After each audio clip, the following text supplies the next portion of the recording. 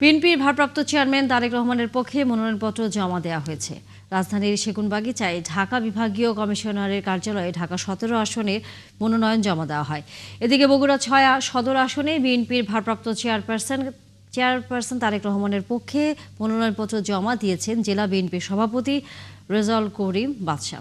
বেলা ১১টায় দলের চেয়ারপারসনের উপদেষ্টা কাউন্সিলের সদস্য আব্দুস সালাম ও ঢাকা উত্তর বিএনপির আহ্বায়ক আমিনুল হক দলের ভারপ্রাপ্ত চেয়ারম্যানের পক্ষ থেকে মনোনয়নপত্র জমা দেন। তারেক রহমানের পক্ষে মনোনয়ন জমা দিয়ে বিএনপি নেতা আব্দুস সালাম আশা প্রকাশ করেন, দলমত নির্বিশেষে বিপুল ভোটে জয়ী হয়ে দেশের হাল ধরবেন বিএনপির ভারপ্রাপ্ত চেয়ারম্যান তারেক রহমান।